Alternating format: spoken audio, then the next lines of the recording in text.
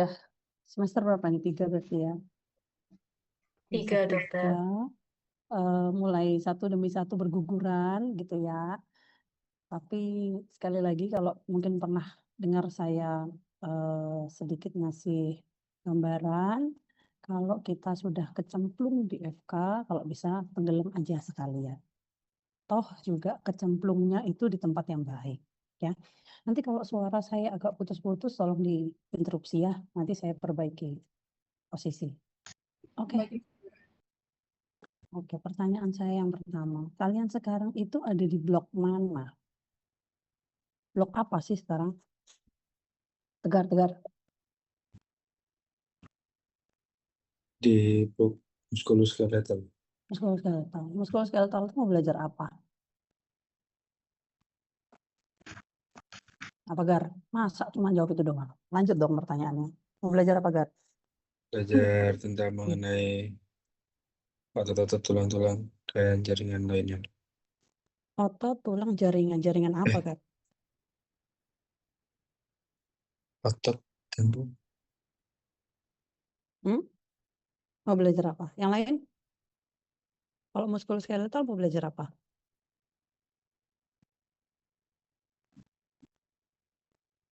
Kalau bisa jawab, jawab aja. Kalau nggak ada yang bisa jawab, saya tunjuk. Oke, perjanjian kita gitu ya. MSK, masuk blok MSK. Muskuloskeletal. Kalian mau belajar apa di MSK?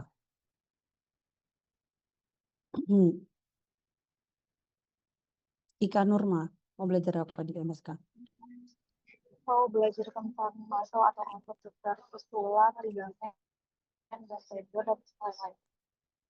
Mau belajar tentang muscle, kemudian tulang, ligamen, terus apa lagi? Tendon dokter. Tendon, oke. Tanyaan saya berikutnya.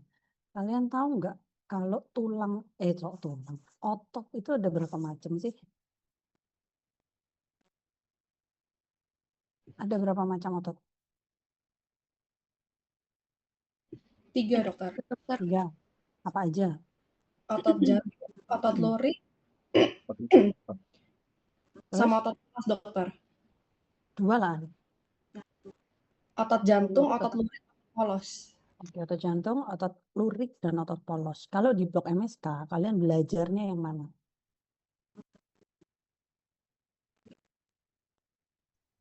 Otot skelet dok. Otot skelet. Nama lainnya apa sih otot skelet? Faridatul. Otot lurik. Nama lainnya apa lagi?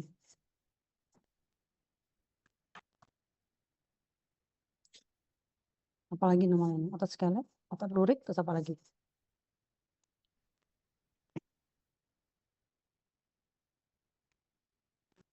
Ada yang tahu? Yang lain? Otot rangka dok. Otot volunteer. Otot rangka, otot volunteer. Itu secara fungsi. Apalagi? Kalau secara histologi, nama lainnya apa lagi? Gimana gambaran histologinya kalau otot lurik atau otot skelet itu?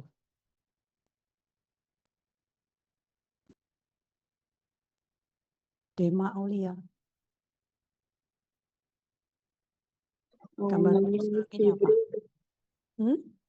Miofibril. Miofibril itu apa? Sekarang tak balikin. Apa itu miofibril? Muscle fiber. Muscle fiber. Pertanyaan saya, apa nama lainnya otot skelet?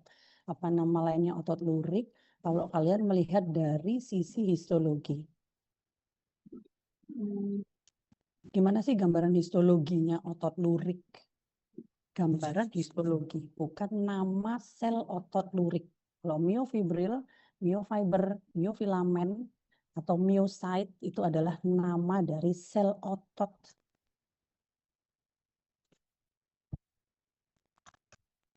Gimana gambaran histologi dari otot lurik? Tema, ayo sampai jawab.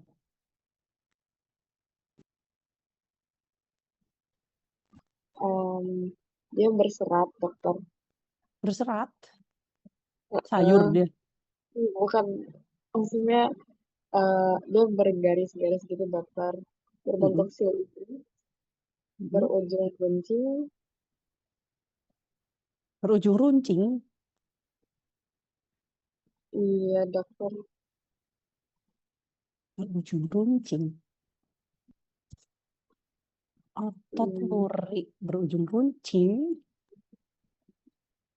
Intinya Gimana tadi banyak. reviewnya Dokter Winnie? Dokter Winnie tak telepon yo. Intinya banyak. Intinya banyak. Bener intinya banyak. Intinya banyak antara otot dan tendon.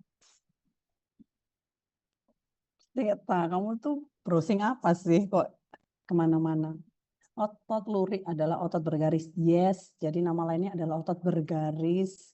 Kenapa kok dia bisa bergaris-garis? Pertanyaan saya berikutnya. Karakter ototnya dia bergaris-garis, tampak bergaris-garis. Karena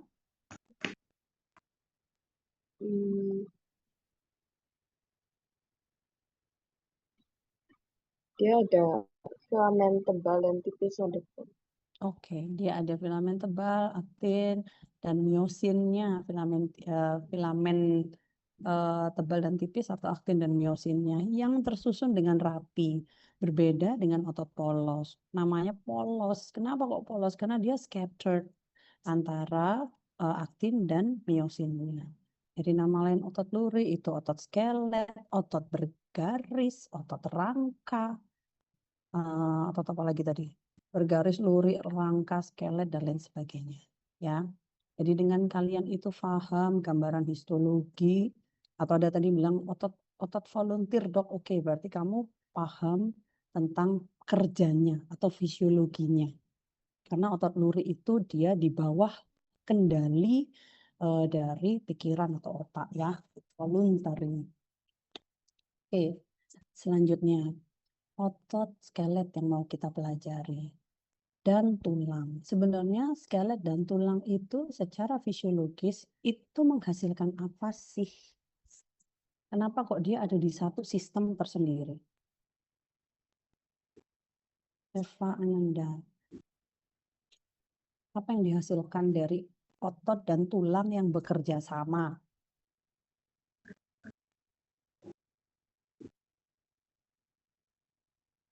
Bukan kontraksi, dokter. Kontraksinya buat apa? Otot fungsinya kontraksi, ya. Terus ngapain? Kalau dia kontraksi terus apa yang terjadi?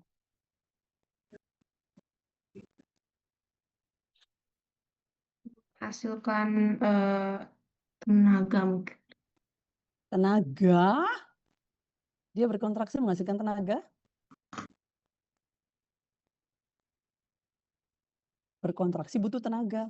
Kalau kontraksi dari otot skelet, dia menghasilkan Gerakan mekanik yang gerakan. panas dan panas, dokter. Oke, panas itu adalah hasil samping dari pembakaran tenaganya tadi. Tapi yang diharapkan dari kontraksi otot skelet adalah gerakan, movement. Nah, itu yang akan kalian pelajari nanti dengan dokter Dudu. Karena gangguan gerakan itu biasanya berasal dari kalau nggak ototnya, mungkin tulangnya, mungkin tendon, mungkin ligamen. Oke, oke. Sekarang bisa tercetusnya suatu gerakan karena ada proses kontraksi. Kemudian kontraksi tersebut dia menarik tulang. Kok bisa menarik? Karena ada tendon. Tendon itu dia melekat di tulang melalui origo dan insersio. Pertanyaan saya, apa bedanya origo dan insersio? Shiny, Chelsea.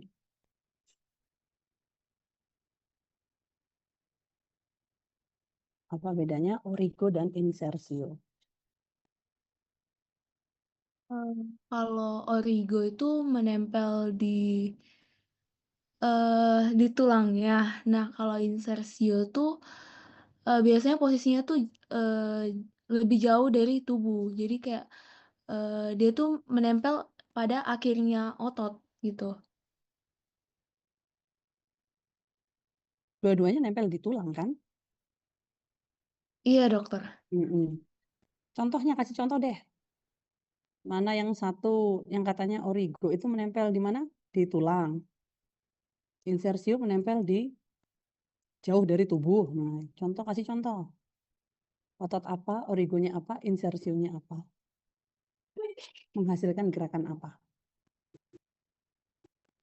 Kalau origo tuh saat kontraksi, tulang tempat origonya itu biasanya tidak banyak bergerak. Sedangkan kalau insersio tuh, tulang tempatnya itu dia tuh serasa kayak ditarik dan lebih banyak bergerak, dokter. Oke, betul. Jadi betul statement yang kedua. Ya, jadi origo insersio itu berdasarkan pada bagian mana yang bergerak.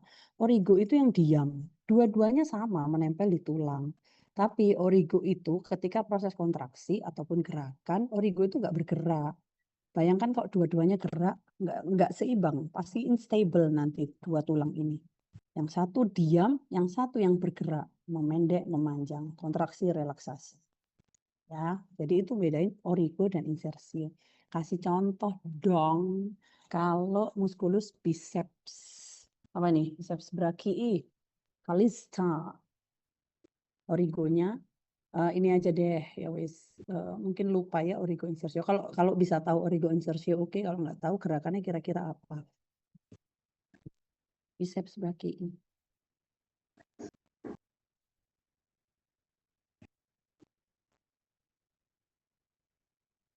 Permisi dokter, boleh Mm-mm. diulang pertanyaannya dokter?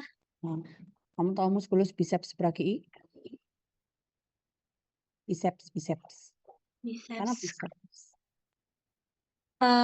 Origonya itu kalau biceps brachii itu di caput longum, terus insersionya itu tuberositas radii,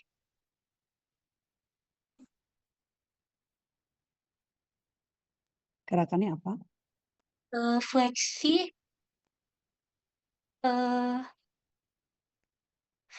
dokter, fleksi siku. Fleksi siku atau fleksi cubiti ya, fleksi kubiti. Jadi kalau kalian nanti belajar fungsi otot itu dia tergantung dari origo insersionya ya. Kemudian dari origo insersio itu dia akan menarik tulang yang distal otomatis ya, menarik tulang yang ditempeli sama insersionya itu sehingga menghasilkan gerakan.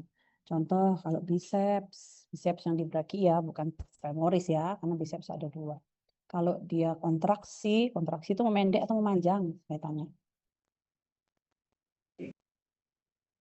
Pendek apa enggak? Memendek dok. Memendek dokter. Oke, kalau dia memendek maka dia akan menarik kubiti menjadi fleksi. Kebalikannya, kalau yang triceps ya akan di bagian posterior. Kalau dia kontraksi maka dia akan menyebabkan ekstensi dari cubiti. Oke, sekarang kalau secara fisiologis, kan tadi kita bicara otot secara histologi, kemudian secara anatomi ada origo, ada insersio. Kalau secara fisiologis, apa yang membedakan antara tiga otot yang tadi disebutkan di awal? Keisha Fitria.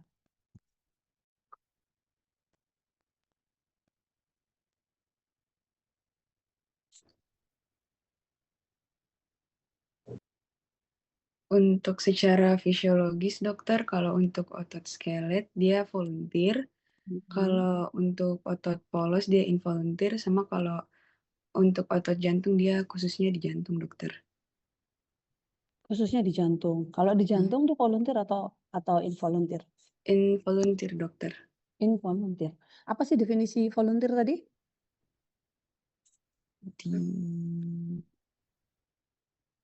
Dia diatur oleh saraf otonom dokter. Duh, saraf otonom. Apa itu saraf otonom? Apa itu saraf otonom? Fatur, apa tur? Apa saraf otonom tur? Balik lagi ke awal ya dok, kalau involunteer itu yang secara tidak disadari dok. Saraf otonom apa tur? Kalau saraf otonom itu Kalau mengatur yang volunteer atau yang involunteer? yang volunteer dok, Yang volunteer. volunteer. Salah semua. Namanya otonom. Otonom itu berarti dia mengatur dirinya sendiri, tapi si saraf otonom itu mengatur dirinya sendiri bukan di bawah pengaruh kesadaran ya.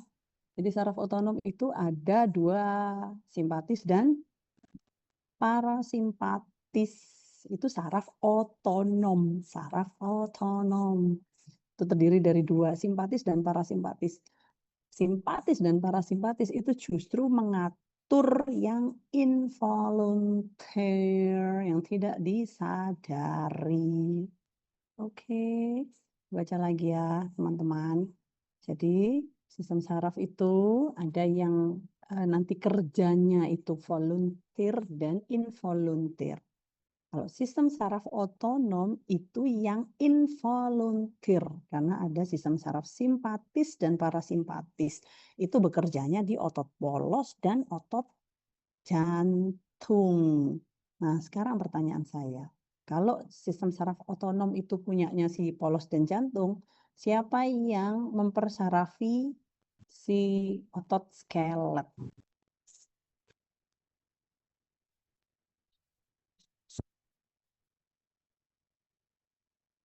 Ada yang bisa jawab? Sebelum saya tunjuk-tunjuk. Saraf somatik, Dok. Saraf somatik. Oke, saraf somatik itu yang mengatur siapa? Bagian otak mana yang berperan dalam mengatur atau memerintahkan otot skelet untuk bekerja?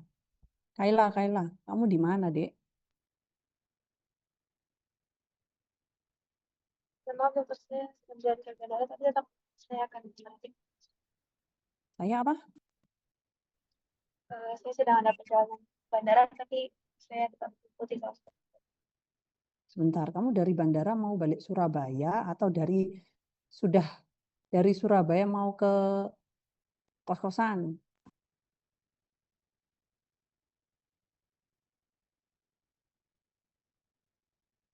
Hmm? Jadi kalian perlu tahu ya, jadwal kuliah itu kan sudah di-share jauh-jauh hari, ya kan? Nggak jauh-jauh hari ya, mungkin seminggu lah ya. Kalian tahu kapan kuliah, kapan enggak. Oke? Dengan adanya Zoom ini ceritanya kan tidak direncanakan ya. Karena ada kejadian luar biasa sehingga terpaksa kita harus Zoom. Kalian tetap harus tahu adab ya. Satu, kalau kuliah bajunya ya tegar, kamu tuh kakak kelas, kasih contoh yang baik, nggak kawasan kayak gitu. Ambil baju dulu sana. Oke, satu pakaian, harap sopan. Kemudian yang kedua, lokasi. Saya tahu kalian ngikutin, tapi namanya di jalan pasti putus-putus. Oke, ya kami pun yang ngajar juga pasti ngasih menyempatkan waktu dan pasti kami juga. Kalau saya sih ya, saya pasti akan berusaha pakai pakaian yang sopan ya. Oke?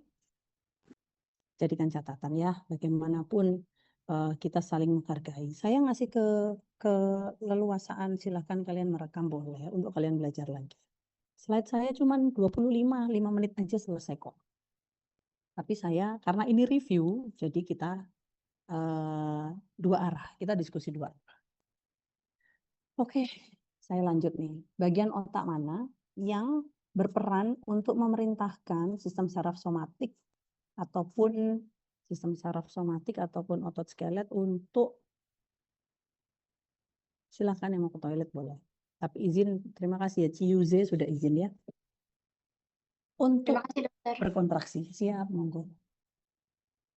Novita.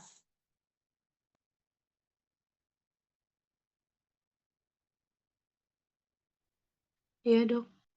Bagian otak mana yang berpengaruh ataupun berperan dalam proses memerintahkan sistem saraf somatik maupun otot skelet untuk berkontraksi? Bagian korteks motorik primer itu di gyrus presentralis lobus frontal.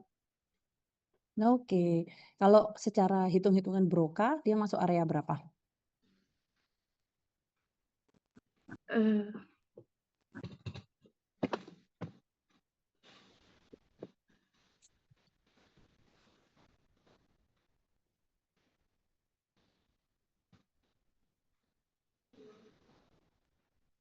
Area 4, Dok.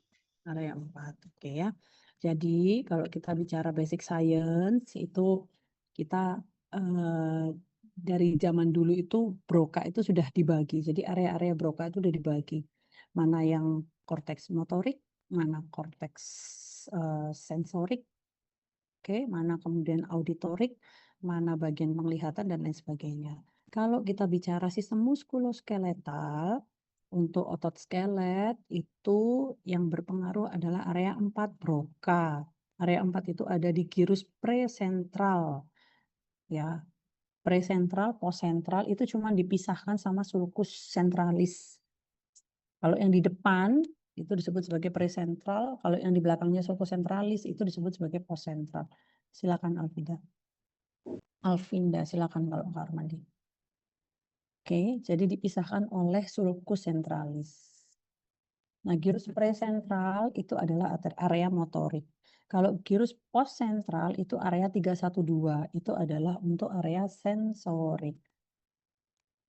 Ya. Oke, dari gyrus presentral dia turun ke bawah, dibawa oleh traktus, ada traktus piramidalis, ada traktus ekstrapiramidal. Kalau untuk gerakan kasar itu yang membawa adalah traktus piramidalis. Kalau untuk yang gerakan halus itu lebih ke ekstrapiramidal. Kalau ekstrapiramidal itu biasanya nggak dari korteks, tapi dari cerebellum pontil, kemudian dari cerebellum, kemudian dia masih mampir-mampir dulu, jadi nggak dari korteks cerebri. Ya. Oke, kemudian pertanyaan berikutnya dari traktus piramidalis itu dia turun kan? Ada yang bisa menjelaskan apa yang terjadi pada traktus piramidalis setelah dia turun dari korteks cerebri?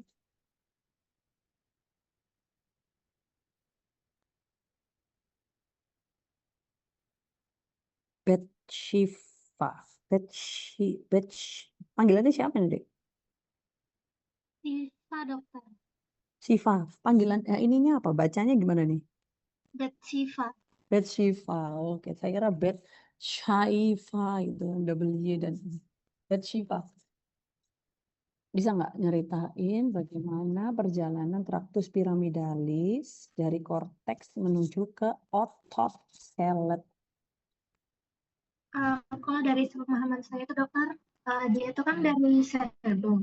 Nanti dari cerebrum itu dia kan melewat ke traktus piramidalis. Pokoknya dia tuh nanti bawa sensor ke sumsum tulang belakang. Nah nanti di sumsum tulang belakang itu dia akan mengaliri ke saraf-saraf yang misalnya kita mau ke otot-otot yang kita mau gerakan. Oke, secara general betul. Jadi misalkan ya, saya mau ambil botol, mau ambil tumbler nih ya. Berarti saya harus menggerakkan otot-otot yang berfungsi untuk saya menggenggam tumbler ini. Gak mungkin saya gerakkan kaki untuk ngambil tumbler kan ya.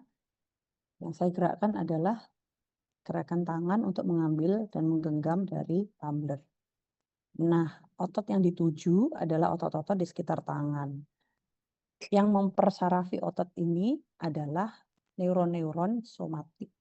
Yang tadi dibilang temanmu, somatik motorik. Nah, somatik motorik itu namanya macam-macam.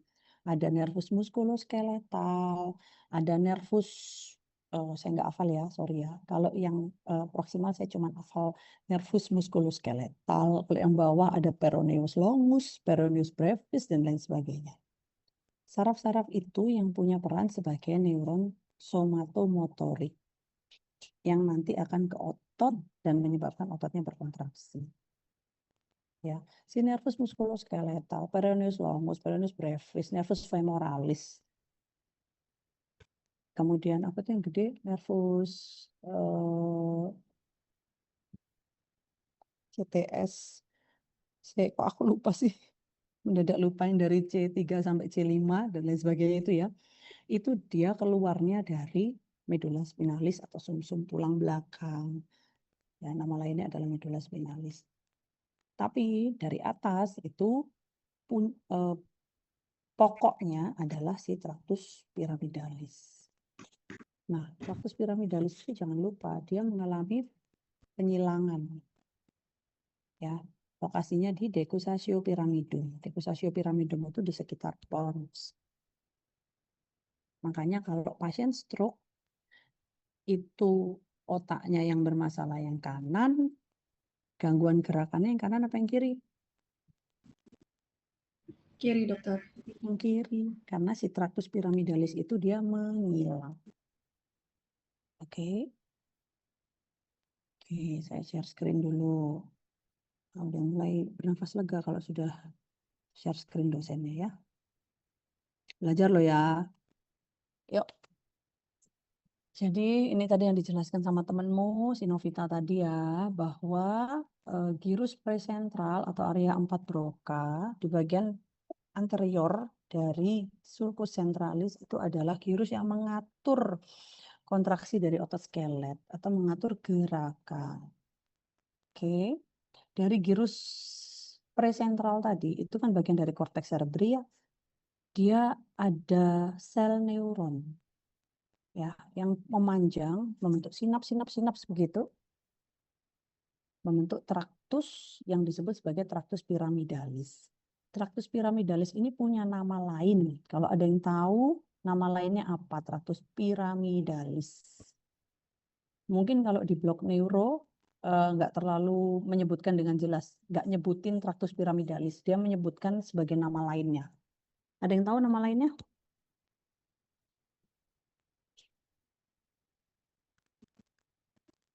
Tisha. Oh, ada Tisha, ada Keisha. Ini mirip, ada Kalista. Apa Tisha? Apa nama lainnya traktus piramidalis? Traktus corticospinalis, dok. Oh, jadi kalau di neuro itu nyebutnya adalah asalnya dari mana mau kemana. Si traktus piramidalis kalian bisa lihat kan dari korteks menuju ke medula spinalis. Makanya namanya traktus kortikospinal. Oke, nanti yang ekstrapiramidal itu ada kortikobulbar. Ya, kemudian ada juga yang dari lentiformis, nukleus lentiformis, lentikulo apa, cerebello apa gitu. Jadi kalian lihat dulu dari mana mau kemana, itu nama lainnya. Itu cara penamaan traktus. Oke, traktus piramidalis asalnya dari korteks cerebri menuju ke medula spinalis. Jadi namanya adalah traktus corticospinalis. Oke, nanti dia sinaps di sini. Kemudian ini motor neuron, jadi body apa namanya ya, soma dari neuron atau body dari sel saraf itu. Kemudian dia akan melanjutkan diri sebagai neuron motorik, ya somatomotorik. Nah, kalau A alfa ini adalah jenis dari sel neuronnya. Kalau kalian belajar lebih dalam, sel neuron itu ada A alfa, ada A beta, ada tipe C. Itu nanti yang berkaitan banyak dengan motorik dan sensorik. Oke, dari sel neuron, kemudian dia akan melanjutkan diri menuju ke sel otot rangka. Junctionnya atau hubungannya disebut sebagai neuromuscular junction atau NMJ. Dia punya nama tersendiri karena apa? Karena ada penyakit-penyakit tertentu yang punya impact pada neuromuscular junction ini. Oke. Oke, ini tadi potongan lebih apa namanya? Perifernya mulai dari spinal cord. Spinal cord itu nama lainnya medulla spinalis. Dia akan sinaps di somanya atau badan neuronnya si neuron motorik ini. Neuron motorik ini adalah sebutan secara fisiologis. Ya, kalau kita bicara anatomi, itu namanya adalah nervus musculoskeletal, seperti yang saya sebutkan tadi ya, nervus femoralis, nervus peroneus longus, tibialis posterior, dan lain sebagainya. Oke, jadi jangan bingung. Neuron motorik itu yang mana? Neuron motorik itu ada di dalam nervus-nervus yang kalian pelajari di anatomi. Oke? Lanjut. Nah, motor unit. Motor unit itu adalah, sorry. Apa? Motor unit itu adalah serangkaian dari ujung-ujung terminal dari saraf motorik dengan sel sel otot rangka yang dipersarafi. Itu adalah motor unit atau unit motorik. Oke. Jadi unit motorik adalah ini branches of motor neuron. Jadi terminal aksonnya ini dengan beberapa sel otot rangka yang dipersarafi. Oke, sampai di sini ada yang mau ditanyakan dulu enggak? Cukup jelas ya kalau tentang daerah yang berperan dalam proses memerintah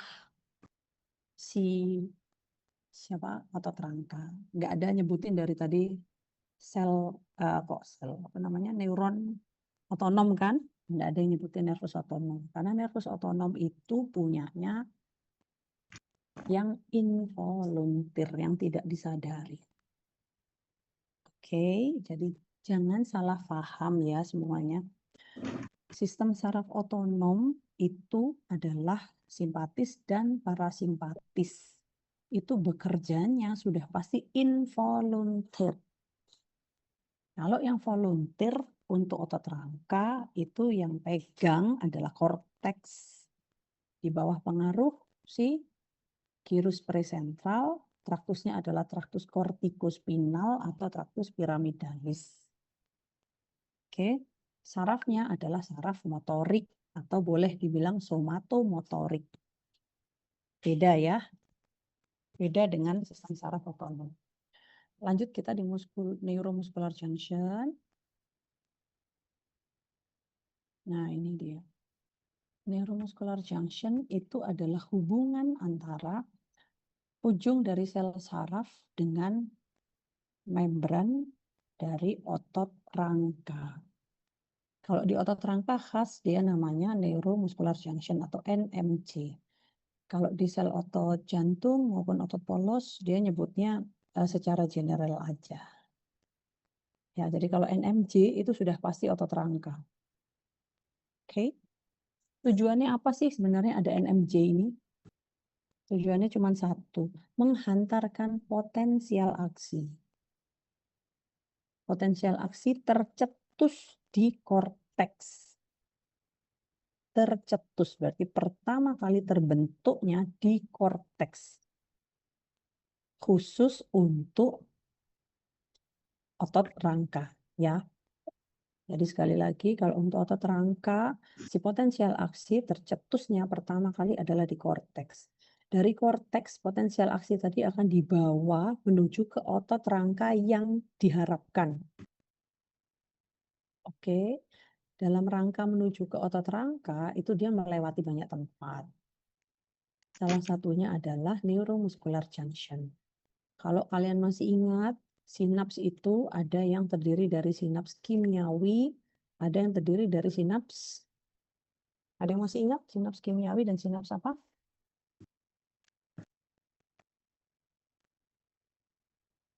Ada yang masih ingat? Sinaps kimiawi dan biomedik 1?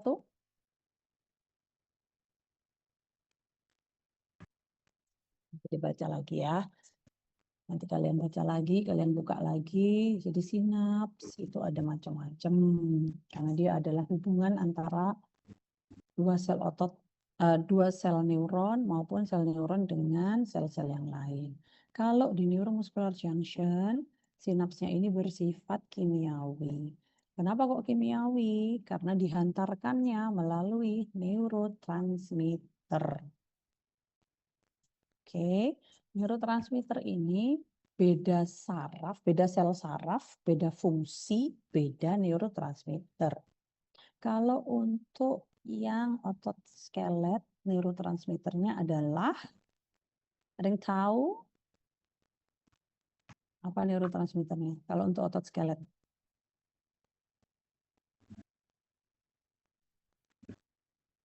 Ahmad Naufal. Apa neurotransmitternya otot skelet? Asetilkolin, dokter, ACH. Asetilkolin, oke. Berbeda dengan neurotransmitter pada parasimpatis dan simpatis. Tahu nggak kalau yang di simpatis itu neurotransmitternya apa?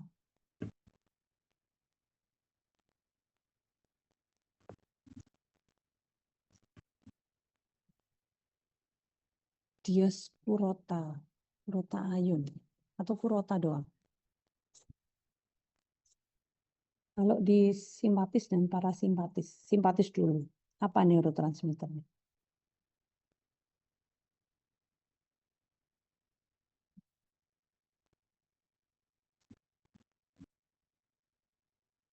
Sama-sama asetilkolin, dokter. Simpatis. Kalau yang sama-sama asetilkolin itu, kalau yang sama-sama asetilkolin itu yang parasimpatis. Kalau yang simpatis adalah epinefrin dan norepinefrin. Nama lainnya apa epinefrin, norepinefrin? Adrenalin, dokter. Adrenalin dan noradrenalin. Oke, menyela. Ada pesan membuka presensi Mai Ubaya. Itu yang saya tunjuk, yang nanti ditunjukin kemudian kalian scan itu ya. Kalian nge-scan atau ngapain? Yang manual di Mai Ubaya, dokter. Manual di Mai Ubaya. Bentar.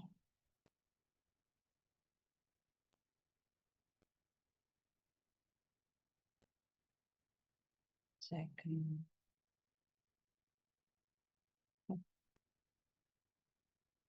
Itu belum pernah loh. Mai Ubaya manual. Presensi kuliah ini ya. Iya, dokter. Kemudian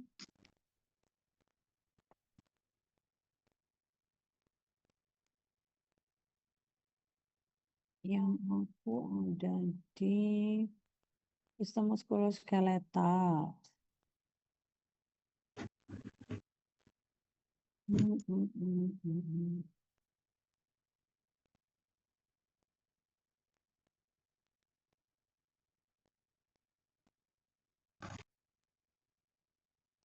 Ngerti aku caranya?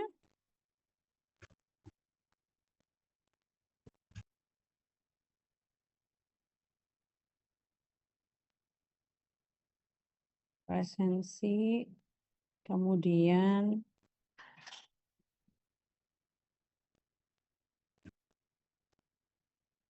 nanti aja saya tanya Mas Herda. Harus saat ini.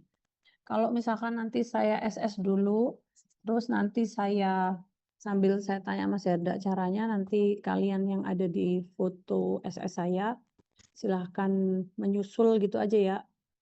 Baik, dokter. Oke. Oke, lanjut dulu ya kita ya.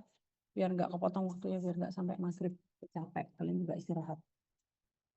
Jadi kalau kalian masih ingat, kalau parasimpatis itu neurotransmitternya sama, tetapi punya efek yang berbeda. Ya, kemudian sel targetnya juga beda. Sama-sama asetilkolin, tapi dibawa oleh neuron yang berbeda. Fungsinya beda. Oke, jadi tidak boleh terbalik. Terus kita lihat nerve impulse. Jadi kalian tahu, kalian masih ingat bahwa setiap perintah yang dikeluarkan atau dipikirkan oleh otak itu dibawa dalam bentuk potensial aksi. Ya, dibawa dalam bentuk potensial aksi. Kelistrikan menuju ke sel target yang diharapkan. Nah, potensial aksi itu dia akan berjalan di sepanjang akson dari sel neuron. Kemudian kalau dia mencapai terminal akson, bagian ujung dari akson, ini namanya terminal akson atau synaptic end bulb, atau bisa juga disebut sebagai terminal knob itu ya, KNOB, atau axonal knob. Nah, di sini terjadilah proses sinaps kimiawi. Karena si potensial aksi tadi tidak lagi berjalan maupun dihantarkan secara kelistrikan, tetapi dihantarkan dengan cara kimiawi melalui si neurotransmitter ini. Neurotransmitter itu sudah ada di dalam vesikel ya, ini ya, bulatan-bulatan vesikel ini yang warna hijau. Di dalam vesikel ini sudah ada neurotransmitternya. untuk dia bisa dilepaskan, dia harus diaktifasi. Siapa yang mengaktifasi? Yang mengaktifasi adalah kalsium. Bagaimana kalsium itu bisa mengaktifasi? Harus ada potensial aksi dulu yang mencapai terminal knob, kemudian membuka voltage gated calcium channel. Voltage gated calcium channel. Jadi begitu kanalnya ini terbuka, kalsium akan masuk. Kalsium di sini akan memberikan reaksi biokimiawi. Dia bersama dengan kalmodulin membentuk Ca kalmodulin, mengaktifasi reaksi-reaksi kimia di dalam sel. Kalau reaksi kimianya sudah teraktivasi, maka vesikel yang berisi neurotransmitter ini dia bisa bergerak, menggelinding menuju kemana? Menuju ke tepi dari terminal knob ini. Vesikelnya ini nanti akan fusi membrannya, karena membrannya sama-sama double lipid bilayer, makanya gambarnya ada 2 garis ini ya. Membrannya akan fusi, kalau udah fusi, isi dari vesikel bisa keluar. Kursor saya kelihatan nggak kalau dari sana? Terlihat, dokter. Terlihat, oke. Memudahkan kalau begitu. Ya. Jadi kalian bisa lihat di sini voltage gated Ca channel ini teraktivasi. Siapa yang mengaktifasi? Voltage yang mengaktifasi. Potensial aksi lah yang mengaktifasi. Jadi kalau sudah ada potensial aksi mencapai terminal knob, dia akan merangsang si voltage gated Ca channel, kanalnya terbuka, kalsium masuk, kalsium berikatan dengan kalmodulin, mengaktifasi reaksi kimia, menyebabkan vesikel berisi neurotransmitter ini akan bergerak, menggelinding dia. Kemudian dia docking, menempel ya, kayak jangkar gitu, dia menempel pada tepi dari terminal knob. Kalau udah nempel, nanti membrannya akan fusi. Fusi berarti jadi satu. Kalau membrannya jadi satu, isi di dalam vesikel akan keluar. Neurotransmitternya akan melewati celah sinaps. Menuju kemana? Menuju ke membran sarkolema. Sarkolema itu artinya adalah membran otot. Oke, karena di membran otot ada nih ligand gated channel. Oke, channel apa? Channel natrium. Ya, jadi kalau yang di sarkolema, kanalnya yang dirangsang adalah sodium channel. Makanya warnanya beda. Warnanya hijau, yang kalsium warnanya ungu, yang asetilkolin warnanya orange. Oke, natrium masuk. Nanti setelah natrium masuk mencapai dengan firing level. Kalau kalian masih ingat proses terbentuknya potensial aksi, ya. Natrium masuk sampai dengan mencapai firing level, kemudian dia akan terjadi proses depolarisasi. Kalau sudah mencapai maksimal, maka dia akan turun membentuk yang namanya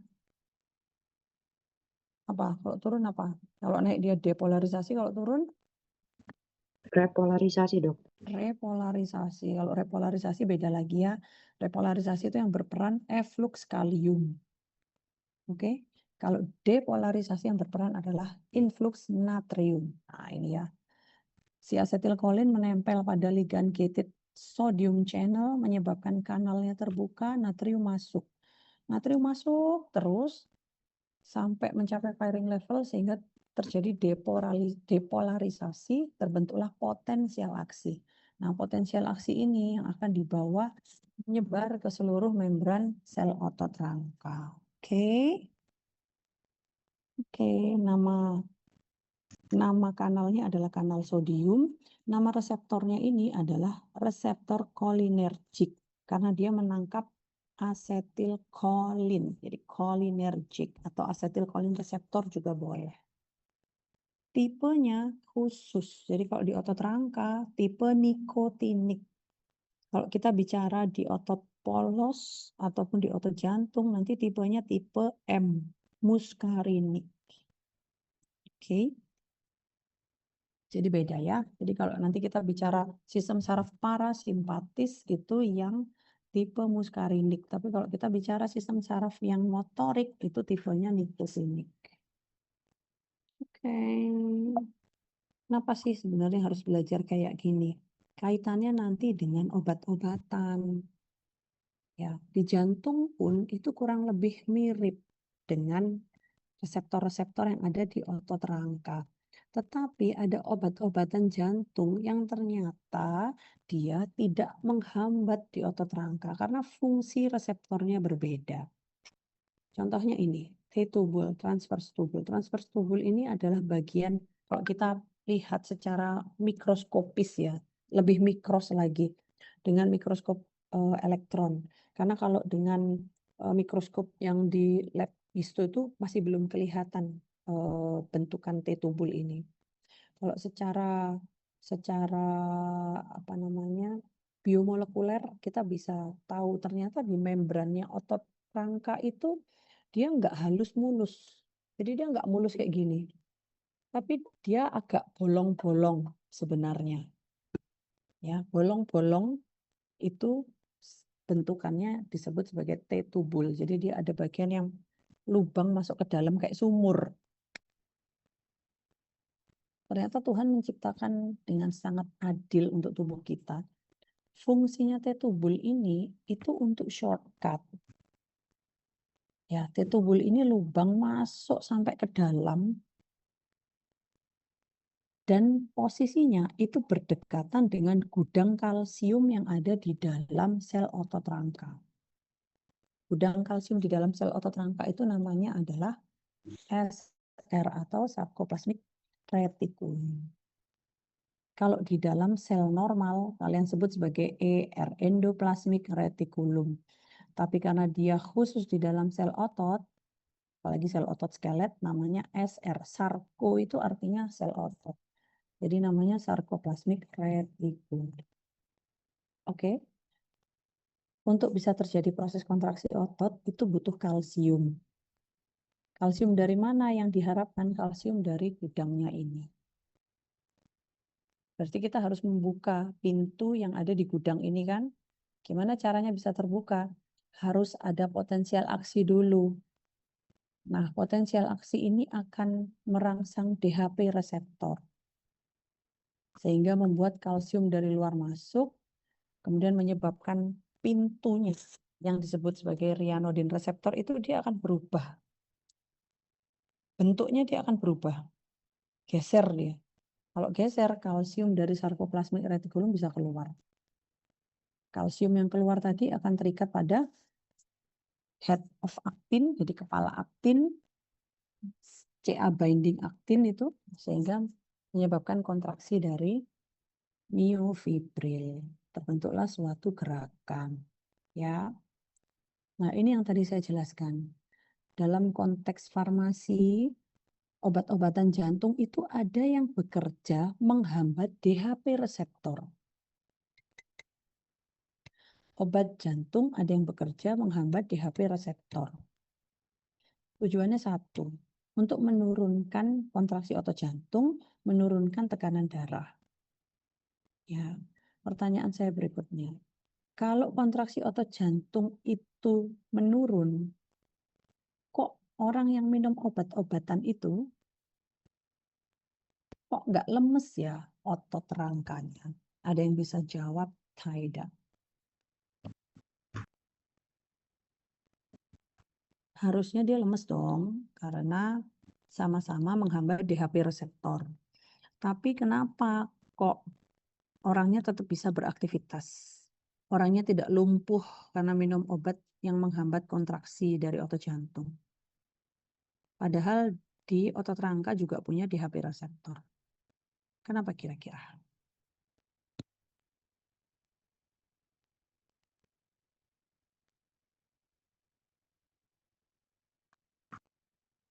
Amelia.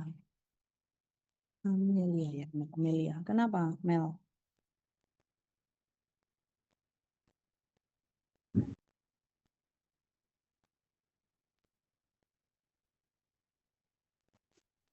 Kenapa, Mel? Jadi pertanyaannya kenapa kalau minum obat yang menghambat DHP reseptor tapi masih bisa gerak ya dokter? Betul. Soalnya kalau menurut saya karena DHP reseptor itu kan dia bukan reseptor utamanya dari otot skelet. Makanya dia masih bisa bergerak. Oke. Kalau jawabannya adalah karena bukan reseptor utama, kurang tepat. Justru DHP reseptor itu reseptor utama yang mempercepat proses kontraksi otot. Ya, kalian lihat di sini DHP reseptor itu cepat membuka ryanodin reseptor agar kalsium cepat keluar dari gudang tadi, kemudian mengikat aktin dan terbentuk kontraksi otot. Ada yang lain? Kurang pas.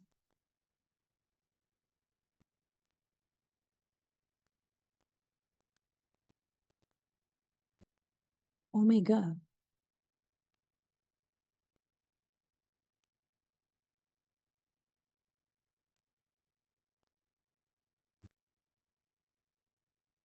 Omega ini panggilannya siapa, Dek? Omega, dokter. Tetap omega ya. Dokter boleh ulangi pertanyaannya lagi, dok? Oke. Ada pasien-pasien dengan tekanan darah tinggi. Dia minum obat-obatan yang menghambat DHP reseptor. Tujuannya untuk menurunkan tekanan darah dan menurunkan kontraksi otot jantung. Ya. Menurunkan kontraksi itu kan otomatis menghambat kontraksi ya. Kenapa kok dia tidak menyebabkan kelemahan dari otot rangkanya? Tensinya turun tapi dia nggak lemes. Kan harusnya kalau jantungnya dihambat kontraksinya, kontraksi otot rangkanya juga dihambat dong.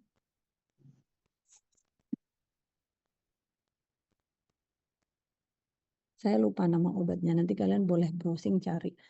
Obat-obat jantung golongan DHP reseptor blocker. Kayaknya golongan CCB kalau saya nggak salah ya. Calcium channel blocker. Itu golongannya dipin kalau saya nggak salah.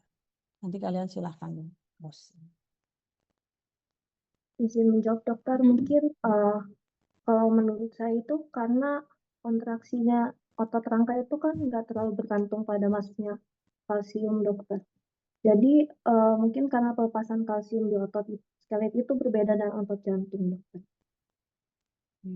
Jadi kalau kalian, saya tanya dulu, kalau obat itu sebenarnya di golongan apa ya?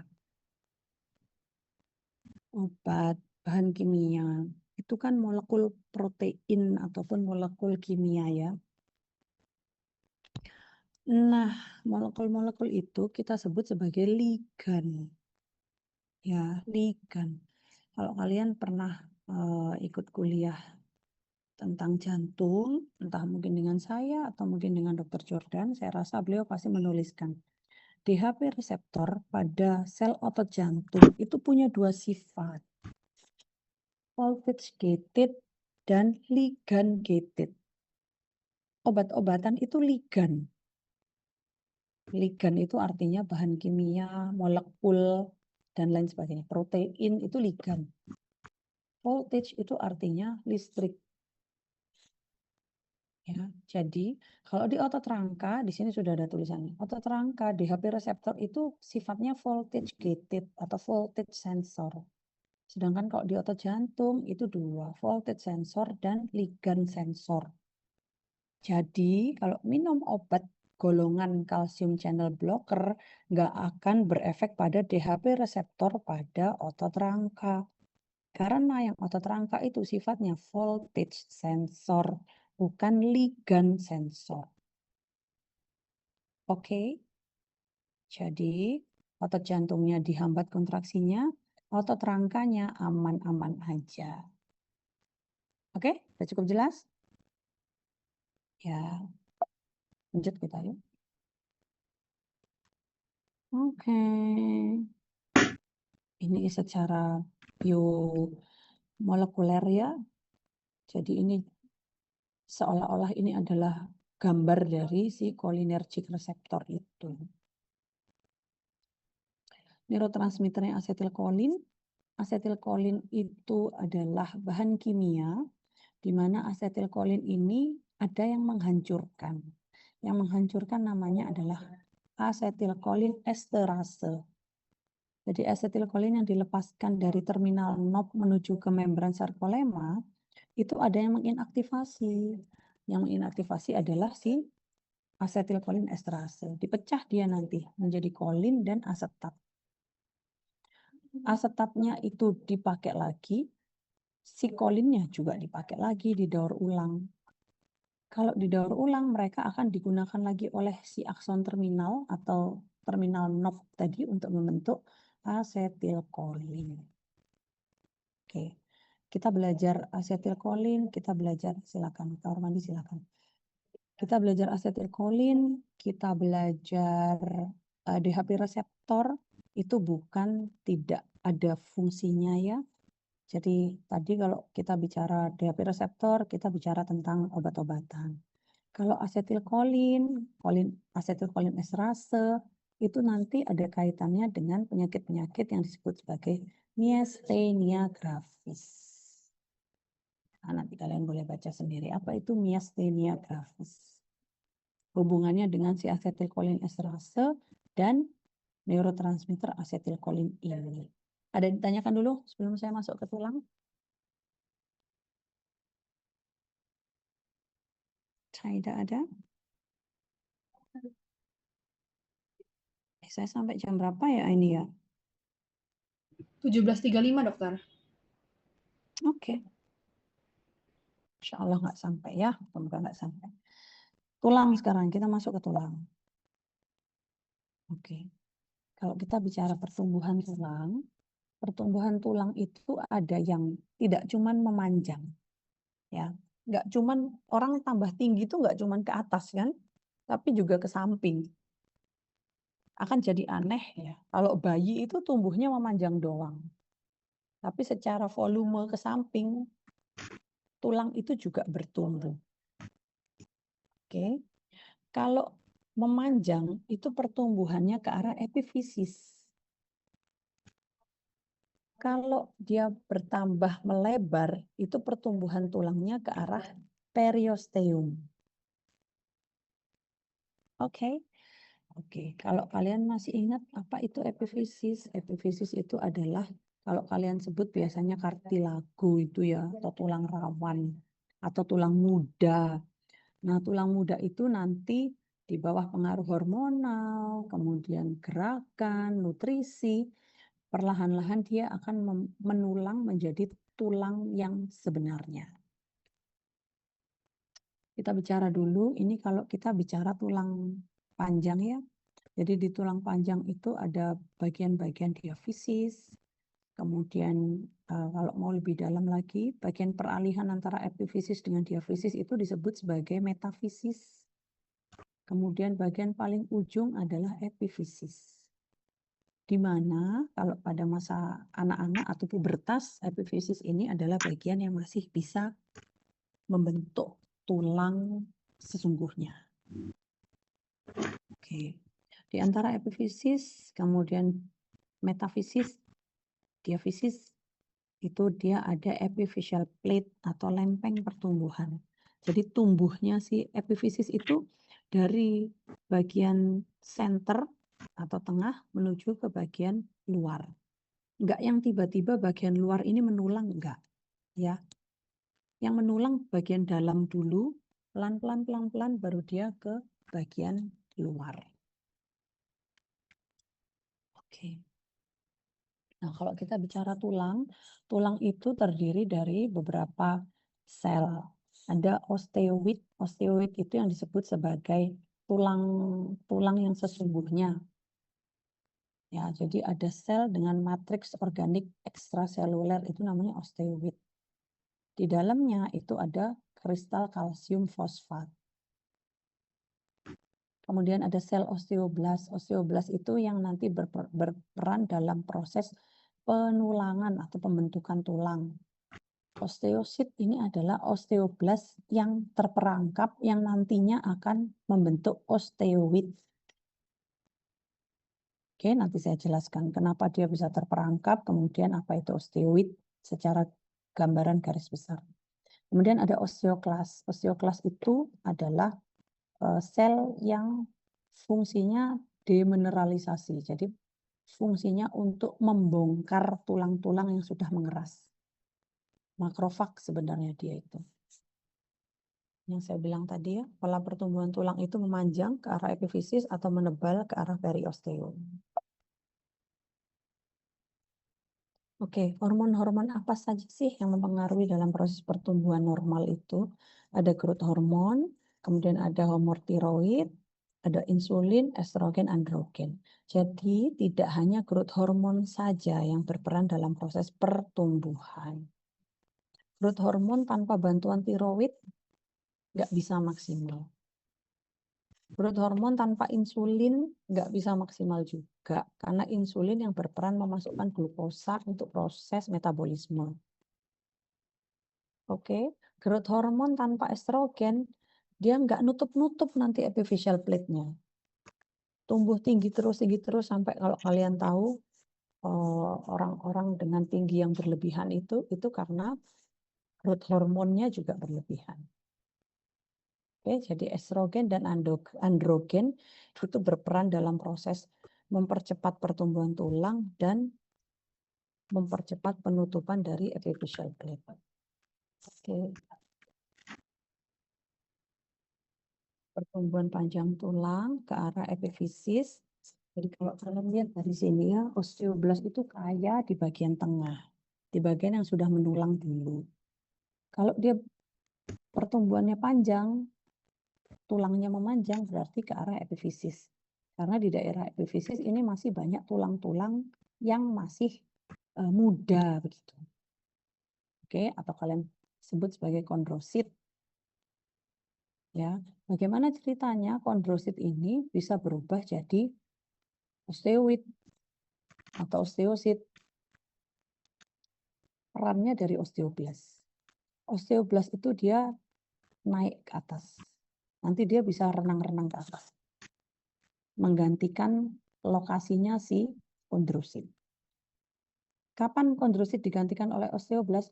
Ketika kondrosit ini berkembang, membesar, kemudian dia semakin mendekati ke arah sentral atau diafisis. Nah, kalian bisa baca di sini ya. Kondrosit undergo cell division, jadi dia berproliferasi, kemudian dia bertambah besar, larger, tambah besar, kemudian volumenya tambah lebar, kemudian dia membentuk matriks kalsifikasi. Dia akan terperangkap di antara matriks-matriks yang dia bentuk. Dia entrapment. Kemudian kalau sudah terjebak di situ nanti dia mati. Kondrosit yang mati itu dibersihkan sama osteoklas. Dimakan sama osteoklas. Udah selesai dimakan, osteoklasnya pergi, osteoblastnya naik ke atas, kemudian dia akan memproduksi matriks-matriks kalsifikasi. Kalau sudah terbentuk matriks kalsifikasi di kanan kirinya, dia akan menyebabkan osteoblastnya terperangkap. Kalau terperangkap, osteoblastnya ikut mati, membentuk yang disebut sebagai osteoid. Oke. Sepertinya ini slide terakhir. Jadi kalau kita bicara tinggi badan, oh ini ada lagi, satu lagi ya. Kalau tadi kita bicara pertumbuhan panjang tulang, sekarang kita bicara pertumbuhan tulang ke arah luar. Jadi dia melebar. Kalau melebar berarti pertumbuhan panjangnya ke arah periosteum, penebalannya. Bagaimana caranya bisa menebal? Sama sebenarnya, perannya juga dari osteoblast dan osteoklas. Tetapi yang berperan bukan kondrosit, yang berperan itu adalah ring ligan. Oke, jadi ada ring ligan, dia bisa merangsang makrofag, antara makrofagnya ditingkatkan kerjanya atau makrofagnya atau si osteoklas tadi diturunkan kerjanya. Jadi kalau ring ligan berikatan dengan ring reseptor, maka yang terjadi adalah kerja dari osteoklas itu meningkat. Kita tahu osteoklas kan fungsinya untuk membongkar tulang ya, atau demineralisasi, sehingga dia akan menyebabkan bone resorption. Jadi bone resorption itu berarti massa tulangnya turun.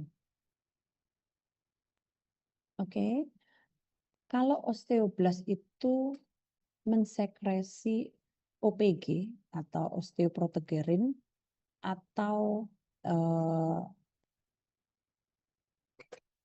suatu protein yang fungsinya terikat pada ring ligan. Jadi ring ligan tadi kalau dia ada, dia bisa diikat sama OPG. Kalau diikat sama OPG, maka si reseptor ring ini nggak ada yang mengaktifasi.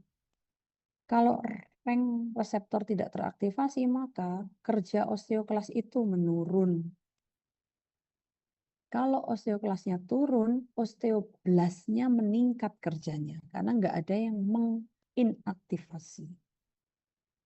Kalau osteoblast bekerja dengan maksimal, proses pembentukan tulang akan meningkat sehingga bone mass akan meningkat.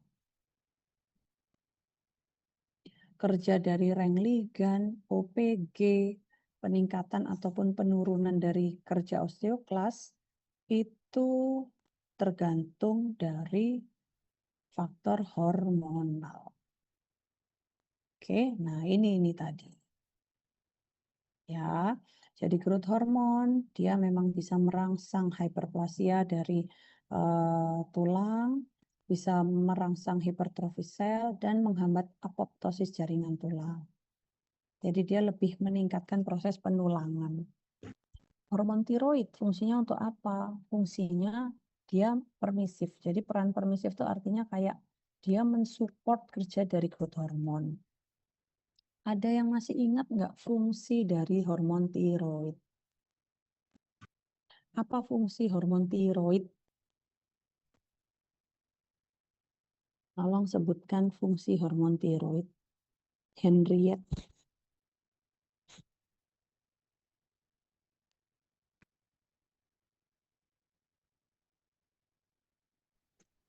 Metabolisme energi, dokter. Untuk metabolisme. Jadi hormon tiroid itu tujuannya satu, meningkatkan metabolisme sel. Kita tahu metabolisme itu hasil akhirnya adalah ATP, panas, CO2, ya. ATP tadi itu yang diharapkan untuk proses pertumbuhan. Jadi kalau nggak ada tiroid, growth hormonnya juga nggak akan maksimal kerjanya. Kalau kalian dulu belajar tentang hormon tiroid, kalian pasti tahu kekurangan hormon tiroid akan menyebabkan, ada yang tahu? Alessandro Mariano Leckie. Apa efek kekurangan hormon tiroid?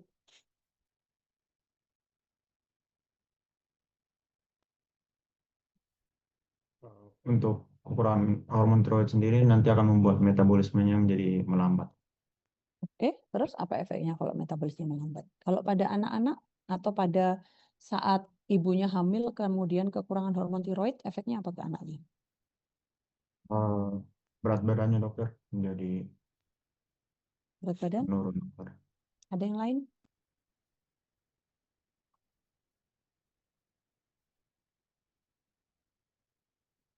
Abigail. Apa efeknya? Dan jantung melambat, Ya, dokter. jantung melambat. Oke, kalau kita bicara pertumbuhan, Berat badannya naik walau nafsu makan menurun. kalau pada anak-anak pertumbuhan tinggi,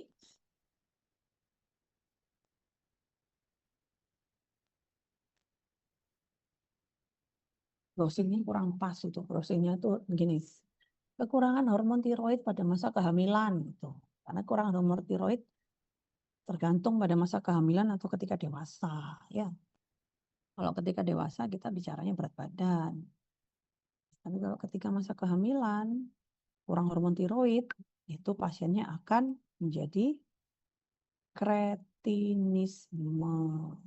Kretin pasiennya tingginya nggak normal, nggak bisa maksimal, kecerdasannya juga akan menurun. Jadi IQ-nya pasti retarded. Itu kalau kita bicara tiroid. Oke? Baca ya. Dari tulang aja kita bisa ngobrol kemana-mana loh ini. Insulin sekarang. Insulin itu fungsinya memasukkan glukosa ke dalam sel. Glukosa adalah bahan baku utama sel untuk proses metabolisme. Ya, estrogen, androgen. Nah, ini yang berkaitan dengan perempuan itu masuk menarki. Dan tahu menarki itu apa? Saya mau bicara tentang menarki, tapi ada yang tahu dulu nggak menarki itu apa? Menarki. Menarki itu menstruasi pertama, Dok. Yes, betul. Menarki itu adalah menstruasi yang pertama kali. Perempuan mengalami proses pubertas atau akil balik kalau bahasanya di kami ya. Akil balik atau pubertas atau menarki normalnya di usia 11 sampai 14 tahun. Ya, itu berarti sekitar kelas 5 sampai SMP gitu ya. Makanya kenapa anak-anak cewek itu kalau SD kelihatan tinggi-tinggi gitu ya, yang cowok kelihatan cimit-cimit gitu, imut-imut nih. Begitu SMP yang cowok kelihatan tinggi-tinggi. Kenapa? Karena cowok itu pubertasnya biasanya di usia-usia memang 12-13 tahun ke atas. Ini semua ada kaitannya, silakan yang kamar mandi. Tapi balik ya yang kamar mandi, nanti saya absen soalnya.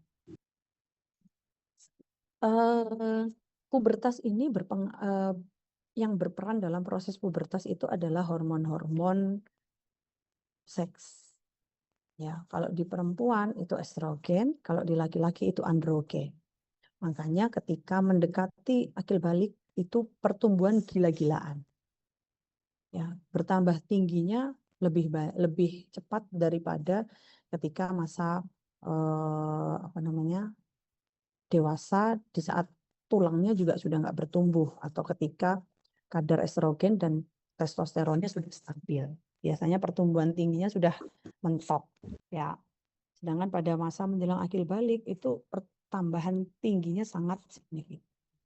Karena hormon-hormon seks ini berperan merangsang deposisi tulang dan penutupan epifisis. Jadi kalau sudah akil balik, nggak lama kemudian biasanya dia sudah berhenti pertumbuhannya.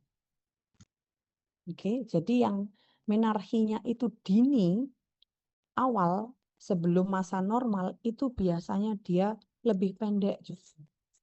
Kelihatannya nih waktu SD kayaknya kok tinggi, ternyata kok nggak lama begitu sama-sama SMA, loh kok ternyata nggak terlalu tinggi ya, karena biasanya menarkinya awal.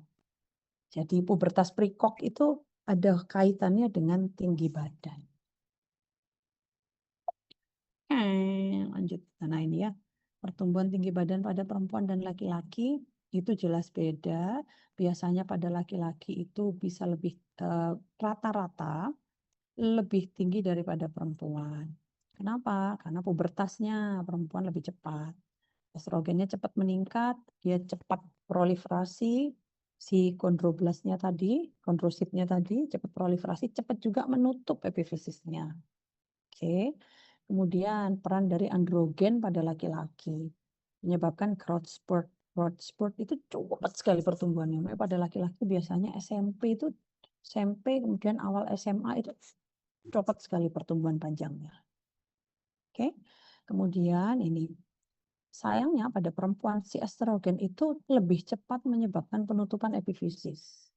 Jadi begitu dia akil balik, nggak lama kemudian dia sudah berhenti tingginya, paling naik-naik hanya 10 cm. Gitu ya. Kemudian keberadaan androgen sebab sekresi dari growth hormone akan menyebabkan androgen itu akan menyebabkan sekresi growth hormone menjadi lebih tinggi, mencapai peaknya atau puncaknya lebih tinggi daripada estrogen. Oke, ini yang tadi saya jelaskan. Masa pertumbuhan, jadi pada masa pertumbuhan itu deposisi tulang ataupun proses penulangan itu lebih tinggi ya karena di bawah faktor dari growth hormone dan IGF-1. IGF-1 itu insulin like growth factor 1. IGF-1 ini yang mengaktifasi adalah growth hormone. IGF-1 ini yang menghasilkan adalah hepar. Oke. Kemudian adanya stres mekanis. Jadi untuk kalian yang sering olahraga, yang sering jalan kaki, otomatis stres mekanis pada tulangnya lebih tinggi daripada yang mager aja yang suka tidur ya. Stres mekanis ini akan menyebabkan BLAS itu lebih aktif. Sehingga deposisi tulang itu lebih tinggi daripada resorpsi. Proses penulangannya pasti lebih aktif daripada proses pembongkarannya. Oke. Kemudian puncak kepadatan tulang itu di usia 30 sampai 40 itu stabil. Jadi antara resorpsi dengan deposisi itu sama. Begitu lebih dari 40 tahun, hati-hati sudah mulai meningkat resorpsinya. Osteopenia sudah mulai turun dia trabekulasi tulang.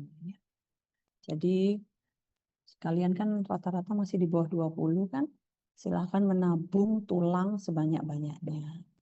Oke, caranya bagaimana nabung tulang? Dengan meningkatkan stres mekanis.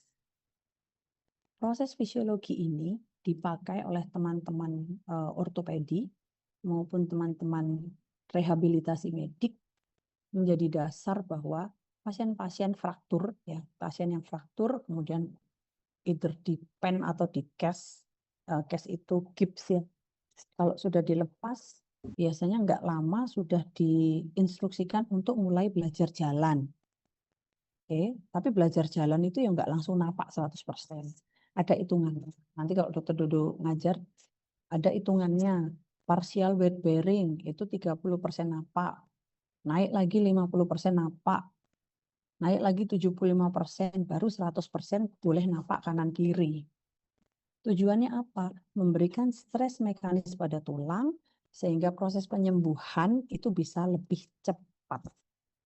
Itulah kenapa kita belajar fisiologi dulu sebelum kalian belajar tentang penyakit dan penyembuhannya. Oke? Dah, ada yang mau ditanyakan?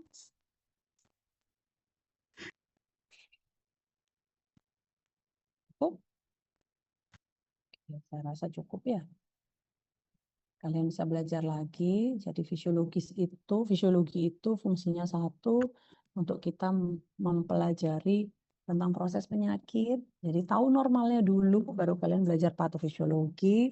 Dan ternyata proses fisiologi itu berperan dalam proses penyembuhan luka, penyembuhan tulang. Jadi proses apa namanya itu penyembuhan tulang, bone remodeling itu kalau dokter Dodo nanti ngajar ya. Itu berdasarkan pada patokan stres mekanis tadi. Ada yang mau ditanyakan? Nggak ada? Saya absen dulu. 83 ya. On cam tapi yang nggak on cam, yang nggak muncul mukanya, nggak saya izinkan absen nanti. Alicia. Ayo. Oke. Aku nggak mau kalau cuman kelihatan rambutnya. Alicia ini mana?